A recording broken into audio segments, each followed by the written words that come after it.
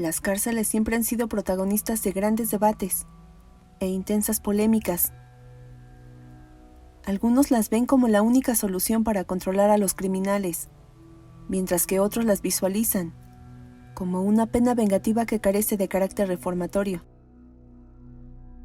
Por supuesto que es un tema muy complicado de analizar, pero este día no vamos a hablar de lo que es justo o no, sino de 3 prisiones que históricamente fueron consideradas dentro de las más crueles que existieron en el mundo. Hoy nos vamos a adentrar en sus dominios. Actualmente ya no están operando, pero si estuvieran activas, créeme, alguien habría intervenido por simple humanidad, pues sus castigos eran aberrantes.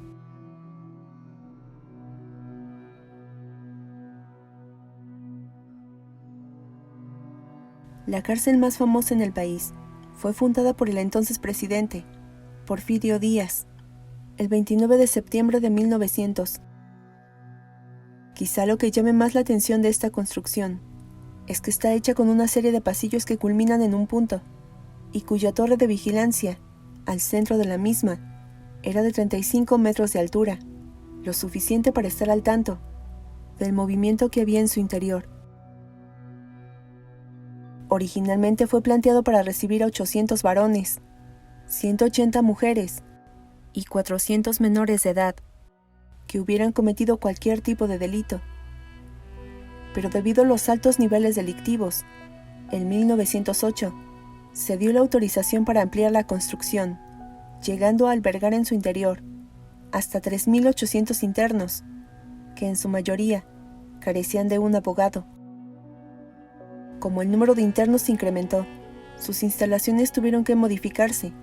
Por ejemplo, fue de las primeras prisiones que llegó a contar con talleres, enfermería, una cocina equipada, una panadería, sala de operaciones y, por supuesto, con celdas muy bien reforzadas. Tras este gran avance para las autoridades mexicanas, se decidió que lo mejor era separar a hombres de mujeres, por lo que en 1954 se envió a todas las reclusas a una cárcel, construida específicamente para ellas, ya que de esta manera tendrían mayor control. Sin embargo, se cuenta que la verdadera razón es que se deshicieron de su presencia, porque era complicado de reformar a los hombres, como realmente lo merecían, con castigos crueles que les enseñaran que dentro del penal no valían nada.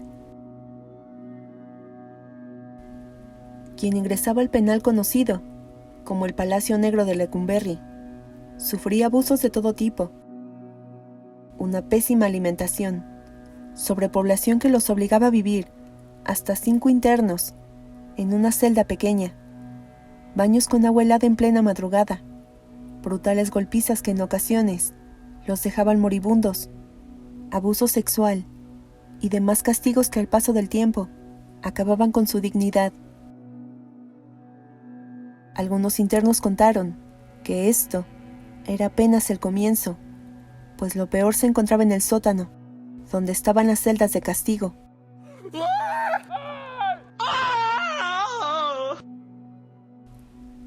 Las cuales fueron descritas como oscuras, frías y malolientes. Prácticamente vivían en sus desechos.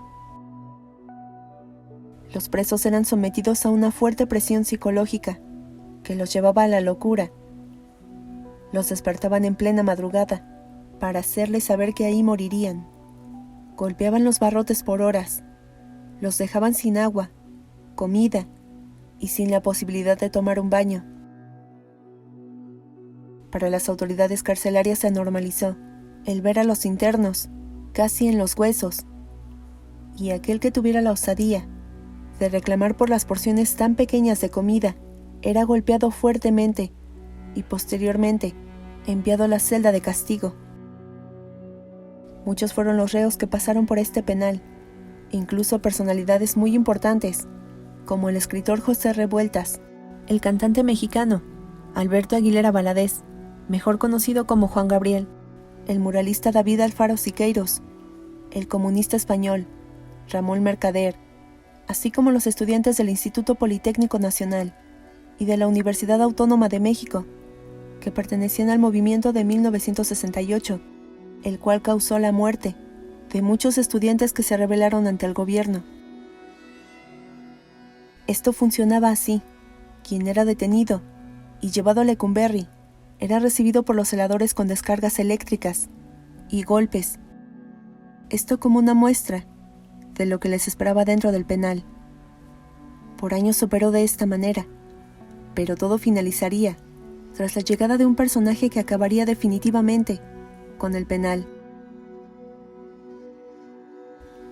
Él era el narcotraficante de ascendencia cubana, más buscado por la justicia, debido a que enviaba una fuerte cantidad de estupefacientes al continente asiático y europeo. Además, Alberto Sicilia Falcón era el máximo capo de Tijuana, cuyas ganancias llegaron a superar hasta 20 millones mensualmente. Así que una vez capturado en 1975, el destino ideal para reformarlo era Lecumberri. Tras un corto juicio, fue llevado a esta prisión para recibir castigos severos, pero solo duraría 9 meses, pues nadie sabía que estaba construyendo un túnel que llevaba a una casa que había comprado meses antes de su captura. El narcotraficante logró escapar junto a otros hombres y fue capturado 4 años más tarde, pero la noticia ya se había difundido por todo el país, provocando que las autoridades mexicanas quedaran en ridículo, pues nadie había logrado escapar de aquella fortaleza. Por lo que el presidente de aquel entonces, Luis Echeverría, exigió que el Palacio Negro se cerrara permanentemente el 27 de agosto de 1976. Desde 1982, funge como la sede del Archivo General de la Nación, pero muy pocos saben que era la cárcel más temida de México y que incluso las autoridades mexicanas llegaron a decir que cada castigo era muy bien empleado, pues lo merecían.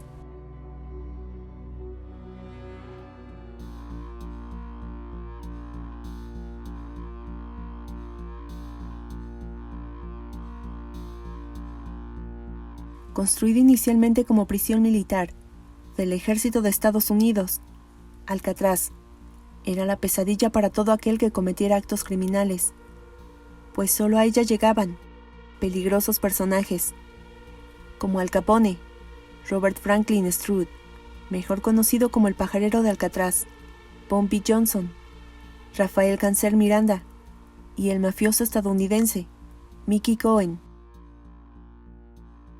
El edificio estaba dividido en el bloque A, el bloque B, el bloque C y el bloque D, además de la oficina del alcalde, el área de visitas, la biblioteca y la barbería. Tenían todo lo que requerían, pero el castigo empezaba en su celda. Y con esto me refiero a que las celdas era lo más incómodo que te puedas imaginar, pues medían 2.7 metros de altura por 1.5 metros de ancho, únicamente para alojar a una persona. Contaba con una cama, un escritorio, un inodoro y una manta muy delgada que era imposible de protegerlos del frío, que calaba hasta los huesos. La división del bloque A al D era por el nivel de peligrosidad, siendo el bloque D el más temido por los mismos reos, pues además de otros criminales, también estaban los asesinos en serie, que al menos una vez al mes salían de sus celdas para reunirse con el resto de sus compañeros. Los afroamericanos también eran segregados, pero porque los consideraban como lo peor de la prisión. Por supuesto que no podían faltar las celdas de castigo, nombradas como el agujero, en donde los prisioneros que se portaban mal eran enviados por un periodo de tiempo para que fueran castigados de forma brutal. El lugar no tenía luz natural ni artificial, estaba húmedo y apestaba. Además había ratas que llegaban a morder a los reos mientras dormían, lo que provocaba que durante el tiempo que estuvieran encerrados se mantuvieran alertas, pues podían ser devorados por ellas. En el mejor de los casos, si tenían suerte, trabajaban dentro de la penitenciaría, ya fuera como costurero, carpintero o ayudante de cocinero, pero sin recibir pago alguno. La penitenciaría fue llamada por algunos reos como Hell-Catraz, ya que los castigos, además de físicos, también eran psicológicos. Los llegaron a lastimar diciéndoles que sus familiares se habían deshecho de la manzana podrida, que sus mujeres ya estaban disfrutando con otros hombres, mientras que sus hijos eran golpeados y abusados por personas que querían fungir como sus padres. Los prisioneros se resistían a contestarles, pues estaban seguros que lo hacían con toda intención de castigarlos. Pero estos insultos duraban por días, hasta que los sacaban de quicio y comenzaban a azotarse en los barrotes. Era entonces cuando abrían su celda, los golpeaban, desnudaban y eran llevados a la celda de castigo, en donde los dejaban sin agua ni comida, por semanas. Y por si esto no fuera suficiente, tenían prohibido hablar entre sí. Y si se les ocurría hacerlo, recibían un castigo severo, que iba más allá de estar encerrados en el agujero. Estos abusos los llevaron a perder la razón, lo que causó que muchos comenzaran a automutilarse como un medio de escape que los llevaba a desangrarse hasta la muerte. Otros recurrieron al suicidio para liberarse, pues nadie soportaba tanto abuso físico y psicológico que les propinaban cada día. Y causaba más desesperación, porque la prisión, al estar en una pequeña isla, frente a la costa de San Francisco, les permitía ver que estaban entre el paraíso y el infierno. Esta violencia extrema llegó a los oídos del procurador, quien decidió cerrarla en 1963, pues su reputación era pésima y como modelo carcelario había fracasado rotundamente.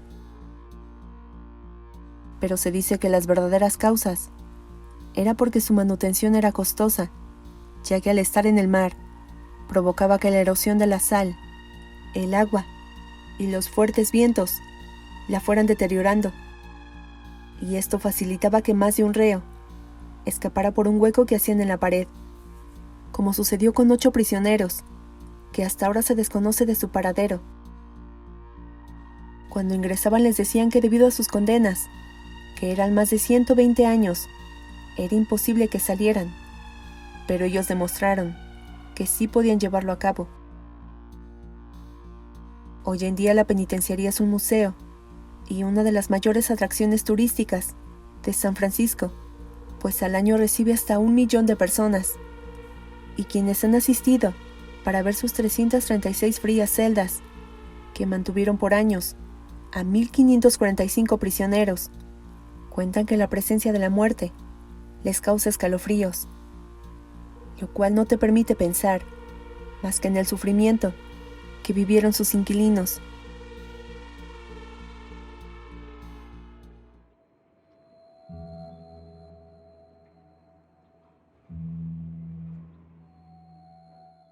Este lugar se encuentra frente a la esquina de las actuales calles de Yoganes, de la ciudad de Ushuaia, en Argentina. El penal conocido como el fin del mundo entra en la lista de las prisiones más terroríficas que operaron por muchos años. La cárcel inicialmente mantuvo a presos civiles en 1896, pero tras construir 5 pabellones más, comenzó la verdadera pesadilla para todo aquel que ingresara, sin importar si era un peligroso asesino o un preso perseguido por el gobierno. El lugar llegó a alojar a 540 presidiarios, todos ellos custodiados por 250 personas. Sus pabellones estaban en forma de estrella, alrededor de un vestíbulo central. Cada uno de ellos contaba con 2 pisos, en los que se alineaban en ambos lados celdas de unos 4 metros cuadrados, que en total sumaron 380 celdas, con muros de roca de 60 centímetros. En esta prisión no imperaba la comodidad. Eran condenados y como tal debían pagar, Así que tras haber sobrepoblación, llegaron a colocarlos en grupos de 40 o 50, dependiendo la complexión de cada reo. Como en cualquier otro penal, el trabajo con una supuesta retribución estaba permitido, al igual que estudios de primaria, para aquellos que no la tenían. Esto permitió que la cárcel se convirtiera en uno de los principales motores de la actividad económica de la ciudad. Pero lo que muchos desconocían es que también ejercían abusos a todos los reos que llegaban al penal. Eran golpeados, torturados física y psicológicamente, y hasta los obligaban a entretenerlos con escenas grotescas entre ellos mismos. Por ejemplo, el abuso sexual. Y para que te des una idea de lo peligrosa que era, a sus instalaciones llegó un personaje que marcó a más de un recluso. Y a quien me refiero es a Cayetano Santos, alias Petiso Orejudo. Incluso hay un video que hice sobre él, y si quieres verlo, abajo en la descripción te dejaré el link que te llevará directo a él.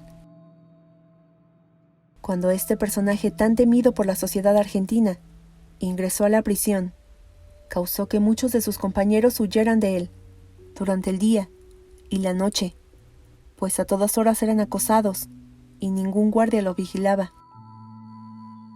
Se dice que llegó a asesinar a golpes a varios de los prisioneros, torturó a gaviotas y a otros animales que pasaban por ahí. Nadie podía detenerlo, o más bien, no querían hacerlo, pues sorprendentemente jamás se le castigó por todo lo que cometía. Era una prisión sin ley, y justo por esta razón fue clausurado el 21 de marzo de 1947, bajo las órdenes del presidente Juan Domingo Perón, basado nuevamente en motivos humanitarios.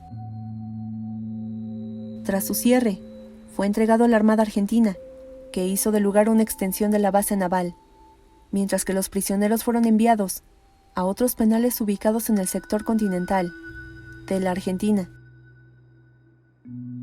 En 1997, el ahora museo fue declarado Monumento Histórico Nacional por el Congreso del Estado. Pero muchos protestan al decir que todo lo que vivieron sus habitantes fue injusto y que no merece tal nombramiento, pues los castigos que recibían por sus actos eran inhumanos. Estas prisiones dejaron de operar desde años atrás.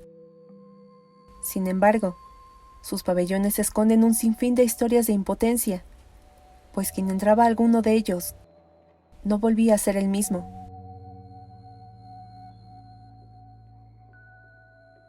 Si te gustó el video, por favor regálame un like y compártelo con tu familia y amigos.